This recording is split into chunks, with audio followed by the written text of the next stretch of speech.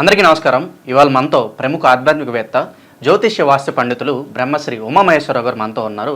August నెలలో సింహరాశి వారికి ఎలాంటి ఫలితాలు ఉండబోతాయో వారి మాటలు తెలుసుకుందాం. గురుగారు నమస్కారం. ఆయుష్మాన్ భవ్. గురుగారు, ఆగస్టు నెలలో సింహరాశి వారికి ఎలాంటి ఫలితాలు ఉండబోతున్నాయి కాస్త వివరించండి. ఆగస్టు నెల సింహరాశి వారికి సింహంలోని బుధుడు శుక్రుడు కలయిక, అలాగే సింహరాశి మీద ఉన్న గ్రహ శని దృష్టి కలిగి ఉన్నది. సింహరాశికి ఆగస్టు నెలలో చాలా బాగుంది. బాగోలేదు అనడానికి అవకాశాలు లేవు. బుధ శుక్రులు ఇద్దరు కలిసి ఉన్నారంటే బుధ శుక్రులు ఇద్దరు మిత్రులే. కానీ సింహరాశి శుక్రుడికి శత్రుస్థానమైంది. దానివలన వచ్చిన ఇబ్బంది ఏమీ లేదు. ఇబ్బంది అని ఎవరు అనరు. సింహరాశి వారి యోగదాయకమైన జీవితాన్ని సంప్రాప్తంగా పొందుతున్నారు.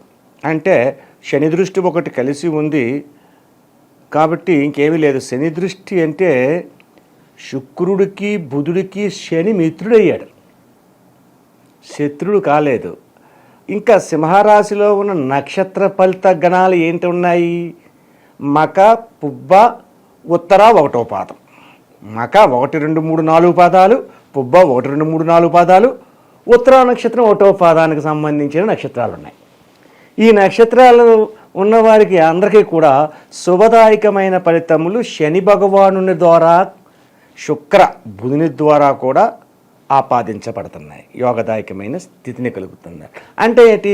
ఉల్లాసవంతంగా ఉంటారు, ఉత్సాహంగా ఉంటారు, ప్రతి వారితోటి కలుపుగోరుతనంగా వెళ్ళిపోతారు, మిత్రుల్ని ఎక్కువగా నమ్ముతారు, మిత్రత్వాన్ని ఎక్కువ చేస్తారు, ఎక్కువ నమ్ముతారు, సొంత వ్యాపారాలు సొంత వ్యవహారాలు నడుపుతారు, వినోదాల్లో పాల్గొంటారు, చక్కని మాట విధానంతో ముసులుకుంటారు. అంతటి గొప్ప విధానంగా ఉంటుంది. చేసే వ్యాపారంలో అభివృద్ధి కనపడతా ఉంటుంది. వ్యాపారస్తులకి అభివృద్ధి ఎక్కువ కనపడద్ది. ఉద్యోగ రంగంలో ఉన్నవారికి వాళ్ళు కూడా వారి యొక్క పెద్దలచే, అంటే అధికారులు, బాస్ లాంటి అధికారుల చేత ప్రశంసలు పొందుతారు. ప్రశంసలు పొంది అలాగే ఉద్యోగాల్లో ప్రమోషన్స్, ఇంక్రిమెంట్స్ లాంటివి ఇటువంటి అన్నీ పొందుతారు.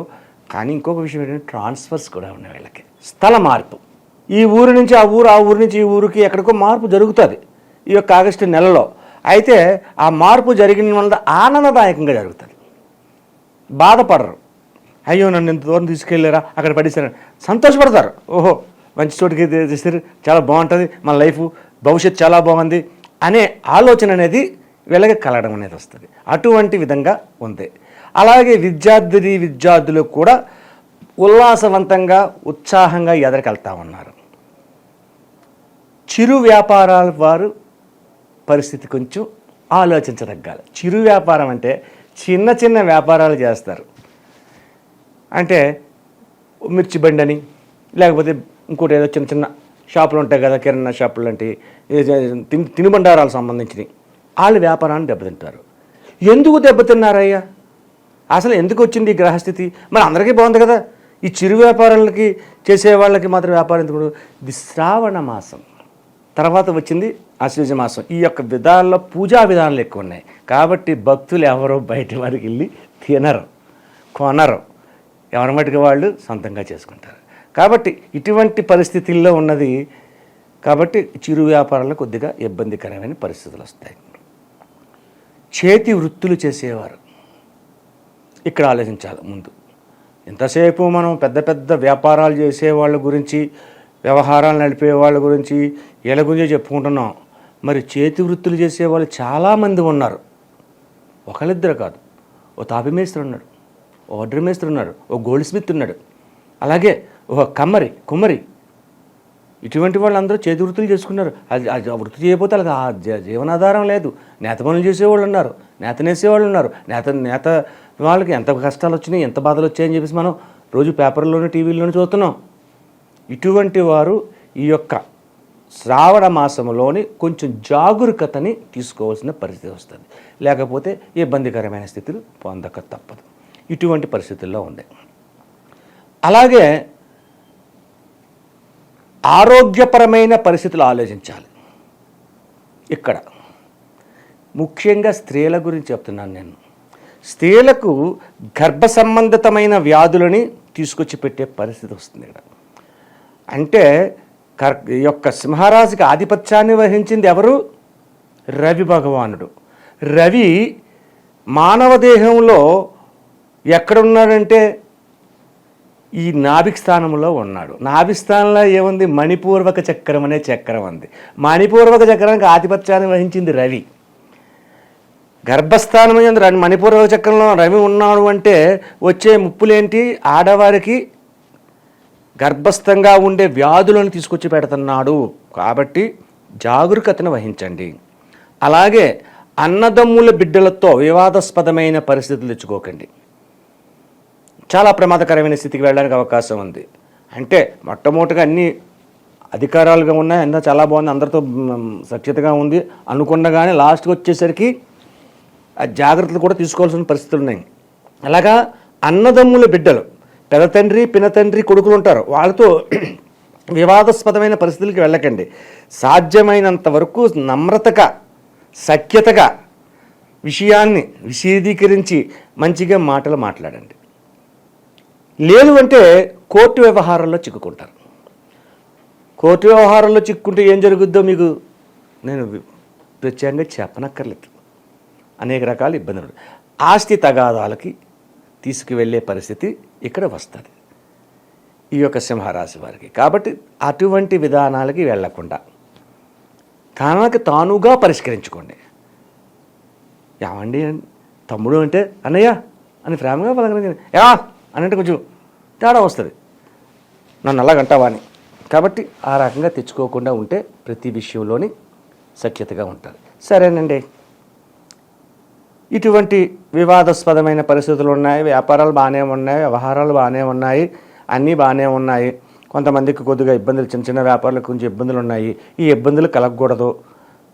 భార్యాభర్తల మధ్యన తగలు రాకుండా ఉండాలి. ముఖ్యంగా స్త్రీలకు అనారోగ్యమైన స్థితి రకంగా ఉండాలి అంటే ఏం చెయ్యాలి? లక్ష్మీ నరసింహస్వామిని దర్శించండి, అభిషేకాన్ని చేయించండి లక్ష్మీ నరసింహస్వామికి. అలాగే మినుములతో చేసిన వంట ఏదోటి, మినువులతో ఏం చేస్తారంటే మినప గారెలు చేస్తారు. ముఖ్యంగా చెప్పాలంటే మినువులతో ఏం చేస్తారంటే గారెలు చేస్తామని అంటారు అందరూ. ఆ గారెలు చేసి వండి బయట జనాలు ఎవరైతే ఉన్నారో, అంటే మన బంధువర్గమైనా అక్కర్లేదు, ఫ్రెండ్స్ అవ్వచ్చు, లేకపోతే యాచకులు అవ్వచ్చు ఉంటారు, వాళ్ళకి అందులో కొబ్బరితో చట్నీ చేసి ఆ గారెల్ని ఒక చిన్న టిఫిన్ ప్లేట్లో పెట్టి సాధ్యమైనంత మట్టికి మీరు ఇవ్వండి. గారెలు అన్నాను కదా అని చెప్పేసి హోటల్లో వండి తెచ్చిన కొన్న గారెలు పనికిరావు. మీ ఇంట వండాలి, మీ ఇంట్లో వండాలి. ఆ గారెల్ని ఓ 10 మందికో 15 మందికో మీకు స్తోమతను బట్టి ఉన్నది వాళ్ళకి పెట్టండి.